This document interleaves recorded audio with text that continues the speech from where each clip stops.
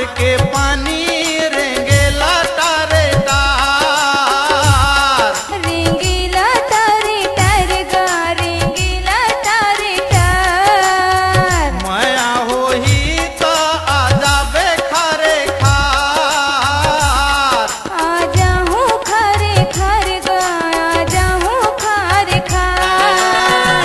वही तोर चेहरा झुलथे, वही तोर चेहरा झुलथे नैना ममोर। का मोहनी डारे सुरता भूलवे नाही तो, का मंतर मारे सुरता भूलवे नाही तो।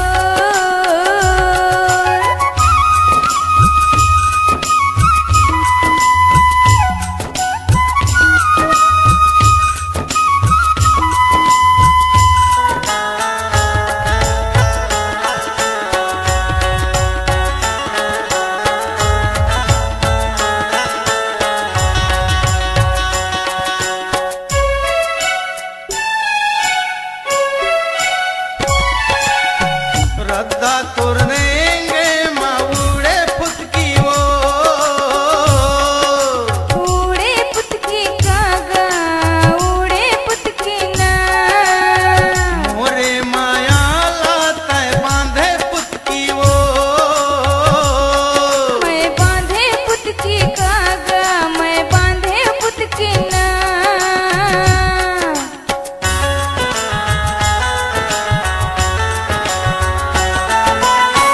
रद्दा तोरेंगे माउड़े फुटकी वो,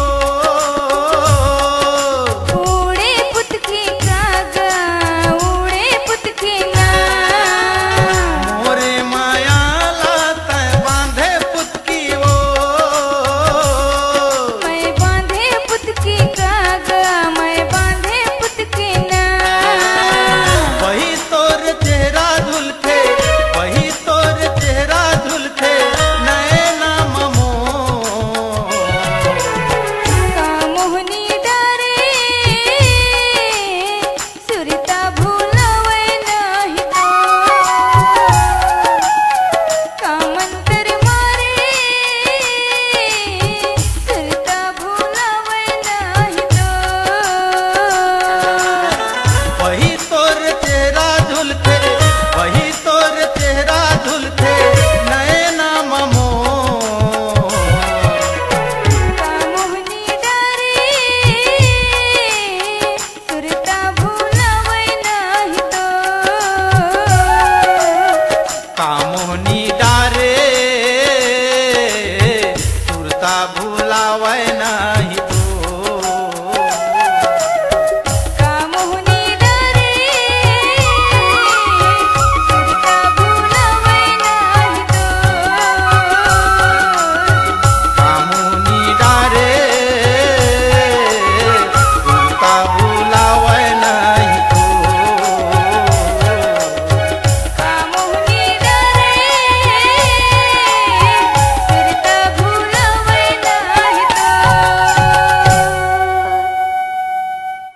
अगर कमाना चाहते हैं आप नाम, अपनी आवाज को देना चाहते हैं अंजाम, डिजिटल रिकॉर्डिंग के दुनिया में उभरता हुआ नाम Kanha recording studio Navagarh. Mobile number 9826220587 और दूसरा मोबाइल नंबर है 8103047783।